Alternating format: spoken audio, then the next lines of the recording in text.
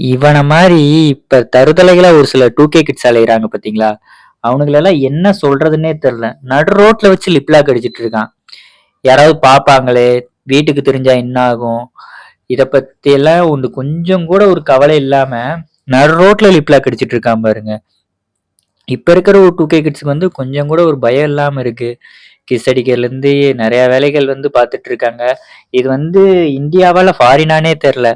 ஃபாரின்ல தான் நடு ரோட்ல லிப் லாக் அடிப்பாங்க. இப்ப தமிழ்நாட்டுக்குள்ளேயே பண்ற அளவுக்கு இப்ப இருக்கிற ஜெனரேஷன் பயங்கரமா போயிட்டுருக்கும். 90ஸ் கிட்ஸ பொறுத்தவரைக்கும் இந்த விஷயத்துல பாராட்டலாம். நம்மல்லாம் ஒரு பொண்ணுகிட்ட லவ் லெட்டர் குடுக்கறக்கே பயந்து பயந்து குடுத்த ஜெனரேஷன் நம்ம. அப்படி இருக்கிற ஒரு ஜெனரேஷன்ல இருந்துட்டு, இப்ப இவங்க பண்றதெல்லாம் பார்க்கும்போது ரொம்ப கடுப்பா இருக்கு. கடுப்பா இருக்கிறத காட்டிலும் ஒரு மாரி அருவருப்பா இருக்கு. நடு ரோட்ல ஒருத்தன் பண்றான் அப்படிங்கிற ஒரு விஷயம். கொஞ்ச நாளுக்கு முன்னாடி மாஸ்கார்த்தின்னு ஒருத்தன் இருப்பான் பார்த்தீங்களா? மெய்யாகுமா வேப்ப எண்ணெய் பொய்யாகுமான்னு சொல்லிட்டு.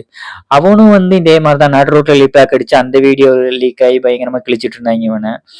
இதே தான் இப்ப இவன மாரி நெறைய பசங்க இப்படித்தான் பண்ணிட்டு இருக்காங்க. இது ஸ்கூலுக்கு தெரிஞ்சா என்ன ஆகும்? வீட்டுக்கு தெரிஞ்சா என்ன ஆகும்?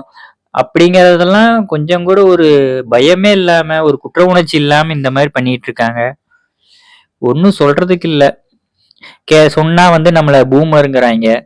பூமர் மாரி பேசாத ப்ரோ. அவிங்க லைஃப் அவிங்க என்ஜாய் பண்றாங்கன்னு. அவிங்க லைஃப் அவங்க என்ஜாய் பண்றது தப்பு கிடையாது. நடு ரோட்ல பண்றாங்க தெரியுமா? அதுதான் தப்பு.